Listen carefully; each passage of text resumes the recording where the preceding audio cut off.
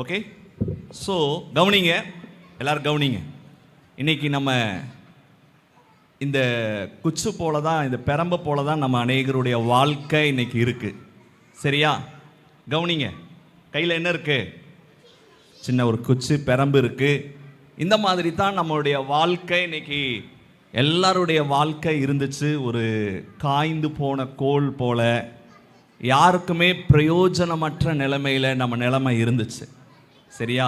இன்றைக்கி ஆமாம், அப்படிப்பட்ட ஒரு பெற்றோரால் தள்ளப்பட்ட நிலைமை, எல்லாரும் நம்மளை வெறுத்து போன நிலைமை, எதுக்குமே உபயோகம் இல்லாத ஒரு காய்ந்து போன கோலை போல இருந்த நம்மளை தேடி ஆண்டவர் இயேசு இந்த உலகத்துக்கு வந்திருக்கிறார். ஆமே. ஓகே. ஸோ இந்த விபிஎஸ்ல நாங்கள் பிள்ளைகளுக்கு கற்றுக் கொடுத்த காரியம் அப்படித்தான். ஆமாம், உங்களுடைய வாழ்க்கை பிரயோஜனமற்ற நிலைமையில் இருக்கலாம், யாருக்குமே எந்த விதமான உபயோகம் இல்லாத ஒரு இந்த கோலை போல இருக்கலாம்.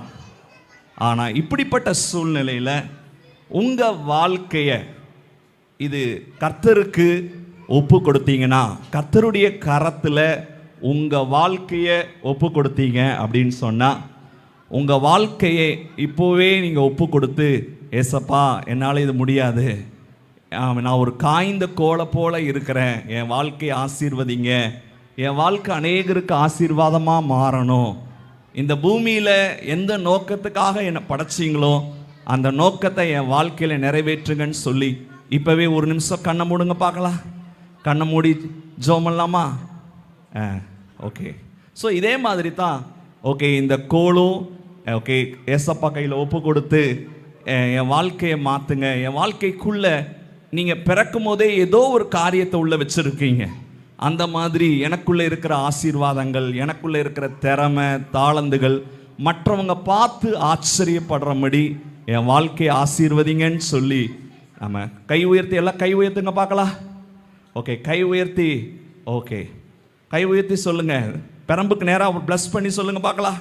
ஓகே, இப்படி இந்த பெரம்பு எப்படி ஏசப்பா கையில் ஒப்பு கொடுத்த உடனே இந்த பெரம்புக்குள்ளே ஆண்டவர் என்னென்ன திறமையை வச்சுருக்கிறாரோ அந்த திறமை இப்போ நம்ம வெளிப்படணும் அப்படின்னு சொல்லி.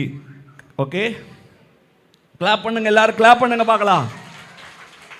இப்படி ஏசப்பாவிட்ட ஒப்பு கொடுத்த உடனே ஏசப்பா என்ன பண்ணுறாங்க, நமக்குள்ளே இருக்கிற தாளந்துகள் திறமைகள் எல்லாத்தையும் என்ன பண்ணுறாங்க, வெளியே கொண்டு வந்து இவ்வளவு நாள் காய்ந்த கோளாக இருந்த நம்மளை ஒரு ஆசீர்வதிக்கப்பட்ட ஒரு அழகான, மற்றவங்க பார்த்து நம்மளை வரவேற்கத்தக்கதாக நம்முடைய ஜீவியத்தை ஆசீர்வதிக்கிறாங்க. சரியா?